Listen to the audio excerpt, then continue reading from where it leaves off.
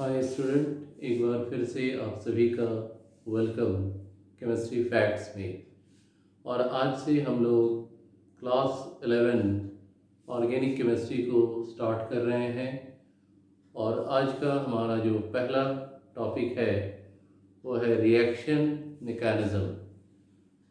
सबसे पहले हम लोग ये समझने का कोशिश करेंगे कि रिएक्शन मैकेनिज़्म का मीनिंग क्या है। रिएक्शंस को हम लोग नॉर्मली दो डिफरेंट तरीके से क्लासिफाई करते हैं।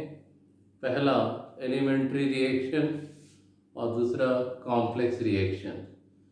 The reaction which occurs only in single step are suppose to be elementary reaction, but there are several reactions which are occurs by following multiple steps। तो एक रिएक्शन में डिफरेंट स्टेप्स को involve होने के बाद जब रिएक्टेंट मॉलिक्यूल प्रोडक्ट में convert हो जाता है तो ये ओवरऑल प्रोसेस को हम लोग रिएक्शन मैकेनिज़्म कहते हैं। इन जनरल रिएक्शन मैकेनिज़्म में सबसे पहले रिएक्टेंट मॉलिक्यूल का बॉन्ड का ब्रेकिंग होता है और प्रोडक्ट मॉलिक्यूल का बॉन्ड फॉर्म होता है। ये सिंपल कॉन्सेप्ट है, लेकिन ऑर्गेनिक रिएक्शन में सबसे पहले रिएक्टेंट मॉलिक्यूल का बॉन्ड फ्यूज़न होगा और रिएक्टेंट मॉलिक्यूल का बॉन्ड फ्यूज़न होने के बाद हाईली रिएक्टिव रिएक्शन इंटरमीडिएट का फॉर्मेशन होता है। These reaction intermediates are highly reactive and very short lived species, क्योंकि इनका जो सेंट्रल एटम होते हैं ऑक्टेट कंप्लीट नहीं रहता है, and that's why they have a tendency to interact with the another species by which they can acquire their octet configuration। और यही कारण है रिएक्शन इंटरमीडिएट सूटेबल रिएजेंट के साथ इंटरेक्ट करके प्रोडक्ट का फॉर्मेशन करता है। तो ये जो ओवरऑल स्टेप है, इन सारे स्टेप्स को अगर हम कंप्लीट फॉर्म में बोलें तो उसे कहेंगे रिएक्शन मैकेनिज़्म। पहला स्टेप जिसमें रिएक्टेंट मॉलिक्यूल का बॉन्ड ब्रेक होने के बाद हाईली रिएक्टिव स्पीसीज का फॉर्मेशन होता है, जिसे रिएक्शन इंटरमीडिएट कहते हैं। ये स्लो स्टेप होता है और इस स्लो स्टेप में हम रिएक्शन के रेट को भी डिफाइन कर सकते हैं या रेट को फाइंड आउट कर सकते हैं। That's why this part of the reaction is known as rate determining state. Reaction intermediate बनने के बाद ये तुरंत रिएजेंट के साथ इंटरैक्ट करके प्रोडक्ट का फॉर्मेशन करता है और ये स्टेप काफ़ी फास्ट होता है। अब यहाँ पर ध्यान से समझोगे कि रिएक्टेंट मॉलिक्यूल का बॉन्ड का ब्रेकिंग दो डिफरेंट तरीके से होता है। The first one is homolytic bond fusion and the second one is heterolytic bond fusion. Homolytic bond fusion को कभी कभी होमोलिसिस भी कहा जाता है और इसमें रिएक्टेंट मॉलिक्यूल जिनके दो एटम के बीच में जो बॉन्ड है वो इस प्रकार से ब्रेक होता है कि प्रत्येक बॉन्डेड एटम को एक एक इलेक्ट्रॉन मिले और इसके कारण जो भी रिएक्टिव स्पीसीज फॉर्म होता है उसे हम कहते हैं रिएक्शन इंटरमीडिएट। और कौन सा reaction intermediate? Free radical. Reaction intermediate कई टाइप के होते हैं, जिसमें फ्री रेडिकल एक टाइप है और इसे एटॉमिक स्टेट भी कहा जाता है। मान लो कि क्लोरीन मॉलिक्यूल को दिखाना है तो यहाँ पर क्लोरीन का एक एटम, इस जगह में क्लोरीन का एक एटम, तो दो क्लोरीन एटम के बीच में ये सिंगल बॉन्ड बना हुआ है और सिंगल बॉन्ड को हम लोग क्या बोलते हैं? Sigma bond. इस बॉन्ड में कितने इलेक्ट्रॉन हैं? 2 इलेक्ट्रॉन, क्योंकि प्रत्येक क्लोरीन अपना एक एक इलेक्ट्रॉन को यहाँ सेड अप करा के ये बॉन्ड फॉर्म किया।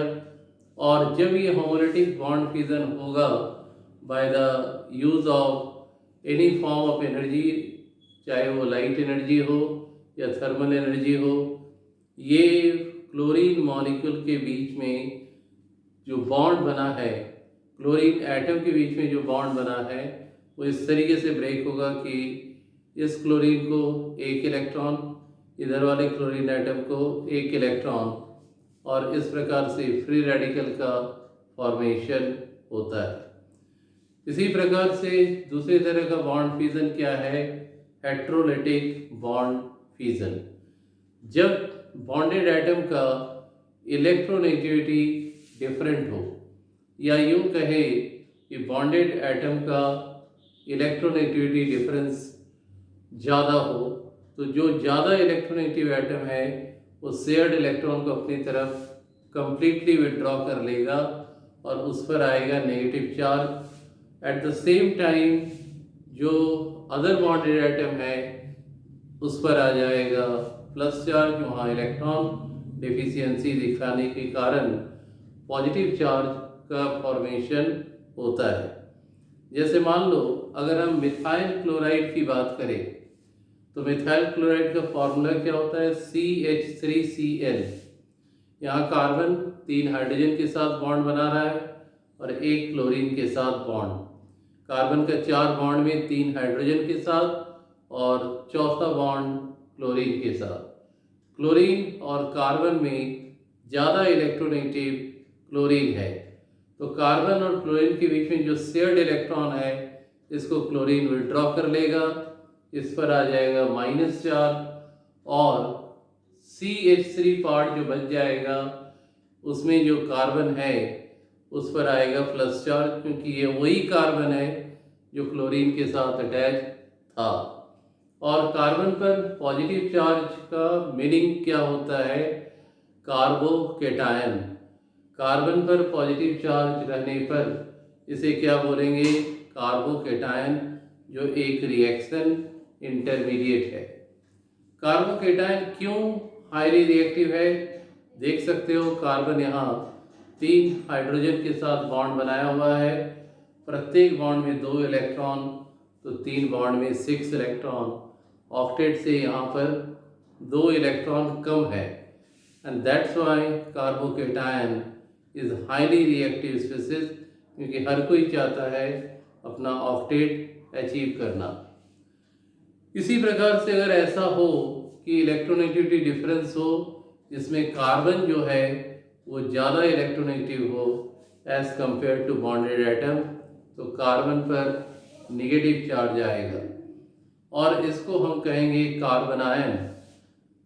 कार्बन आयन में अगर हम देखें, जैसे मान लो मिथाइल कार्बन आयन को अगर बात करते हैं, तो यहाँ पर मान लो एक कार्बन, इसके साथ 3 हाइड्रोजन जुड़ा हुआ है और जो कार्बन है उस पर एक अनशेयर्ड इलेक्ट्रॉन पेयर और नेगेटिव चार्ज। तो अगर टोटल इलेक्ट्रॉन को काउंट करोगे अराउंड द कार्बन एटम तो ऑक्टेट होगा कंप्लीट, लेकिन फिर भी ये अनस्टेबल। ऑक्टेट होने के बाद भी अनस्टेबल अगर है तो इसका कारण है कार्बन पर नेगेटिव चार्ज का होना। तो इस तरीके से बॉन्ड फ्यूजन जब भी होगा, चाहे वो होमोलिटिक हो या हेट्रोलिटिक हो, हाईली रिएक्टिव स्पीसीज का फॉर्मेशन होता है, जिसे हम रिएक्शन इंटरमीडिएट कहते हैं।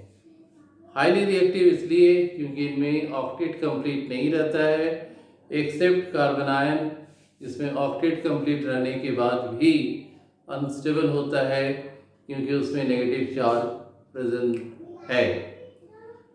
तो ये टॉपिक को आई थिंक आप लोग बहुत अच्छे तरीके से समझ रहे होंगे, और इसी में एक चीज़ और इंक्लूड करते हैं, कितने तरह का रिएक्शन इंटरमीडिएट होता है और उन्हें रिएक्शन इंटरमीडिएट क्यों कहते हैं।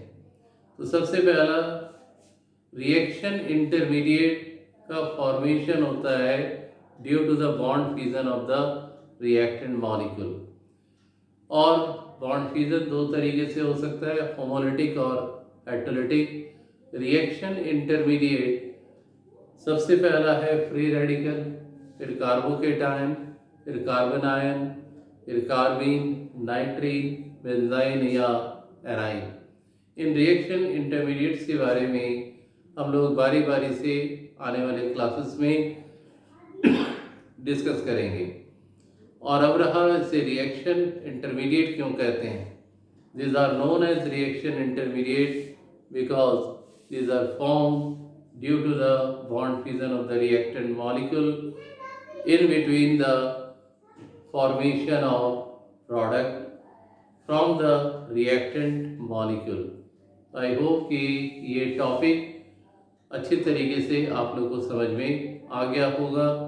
अगर कुछ सवाल है तो उसे कमेंट में क्वेश्चन को मेंशन करो और फाइनली चैनल को लाइक और सब्सक्राइब करो और ज़्यादा से ज़्यादा लोगों के बीच में शेयर करो। Thank you.